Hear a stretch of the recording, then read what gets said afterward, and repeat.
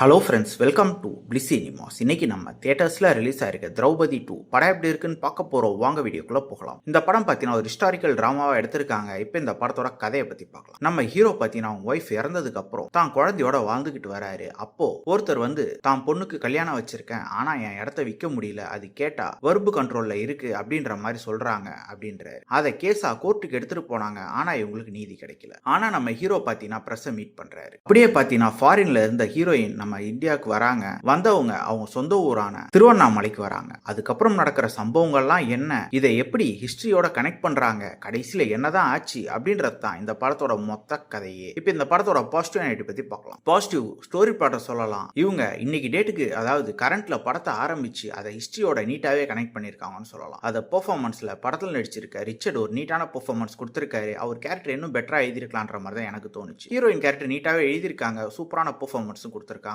அதே மாதிரி படத்தில் நடிச்சிருக்க பல கேரக்டர்ஸ் ஓரளவு நீட்டா எழுதிருக்காங்க, இன்னும் பெட்டர்மென்ட் பண்ணிருக்கலாம். இந்த படத்தோட மிகப்பெரிய பாசிட்டிவ் பார்த்தீங்கன்னா ஜிப்ரானோட மியூசிக் தான். அது சாங்ஸா இருக்கட்டும், அதே மாதிரி பேக்ரவுண்ட் ஸ்கோரா இருக்கட்டும், அல்டிமேட்டா பண்ணிருக்காங்கன்னு சொல்லலாம். குறிப்பா சின்மயி ஒரு பாட்டை பாடியிருந்தாங்க, இப்ப அதை வேற ஒருத்தவங்க பாடியிருக்காங்க. இருந்தாலும் அந்த பாட்டும் நல்லா தான் இருந்தது. படத்துல இவங்க வர்பு போர்டு பத்தி பேசியிருக்க விஷயமா இருக்கட்டும், அதெல்லாம் ரொம்ப சூப்பரா, எந்தவித கான்ட்ரவர்சியும் வராத அளவு பேசியிருக்காங்க. அதே மாதிரி அந்த காலத்துல எப்படி மக்கள் எல்லாம் மதம் மாத்தினாங்க அப்படின்ற மாதிரி போர்ஷன்ஸும் ரொம்ப நீட்டாவே காமிச்சிருக்காங்க. மற்றபடி டெக்னிக்கலி பார்த்தீங்கன்னா இந்த படம் ஓரளவு தான் ஓகேவா இருக்கும்னு சொல்லி ஆகணும். ஏன்னா சினிமோட்டோகிராஃபி பொறுத்தளவு பார்த்தீங்கன்னா நல்லாவே பண்ணியிருக்காங்க. நான் ஆல்ரெடி சொன்ன மாதிரி பேக்ரவுண்ட் ஸ்கோர், சாங்ஸ் எல்லாமே நல்லா இருக்கு. விஎஃப்எக்ஸ் சிஜிலாம் பார்த்தீங்கன்னா ஒரு சில போர்ஷன்ஸ்லாம் நல்லா எடுத்திருக்காங்க, ஒரு சில போர்ஷன்ஸ்ல இன்னும் பெட்டரா பண்ணியிருக்கலாம். ஏன்னா இந்த படம் ஒரு லோ பட்ஜெட் படம் தான், அதை நம்ம கண்டிப்பா தெரியும் பார்க்கும்போதே. இன்னும் கொஞ்சம் செலவு பண்ணி எடுத்திருந்தா ஓரளவு நீட்டா வந்திருக்க வாய்ப்பு இருக்கு. இந்த படத்தோட நெகட்டிவ் பத்தி பார்த்தீங்கன்னா இவங்க சொல்ல வந்திருக்க விஷயத்தை இன்னும் கொஞ்சம் கிறிஸ்டல் கிளியரா சொல்லியிருக்கலாம். அதே மாதிரி இன்னும் கொஞ்சம் எங்கேஜிங்கா சொல்லியிருக்கலாம். குறிப்பா ஃபர்ஸ்ட் ஹாஃப் செகண்ட் ஹாஃப் ரெண்டுமே ஓரளவு லேக் அடிக்க தான் செய்யுது. அதே மாதிரி டியூரேஷன் அதிகமாக தான் இருக்கு. இதெல்லாம் கொஞ்சம் கட் பண்ணிட்டு ஓரளவு நீட்டான பிரசன்டேஷன்ல கொடுத்திருந்தாங்கன்னா இந்த படம் நல்லாவே இருந்திருக்கும். இப்பயும் பார்த்தீங்கன்னா இது ஒரு ஒன் டைம் வாட்சபிள் படமா தான் இருக்கு. வேணும்னா ட்ரை பண்ணி பாருங்க. இந்த படத்துக்கு நம்மளோட ரேட்டிங் கேட்டீங்கன்னா 10க்கு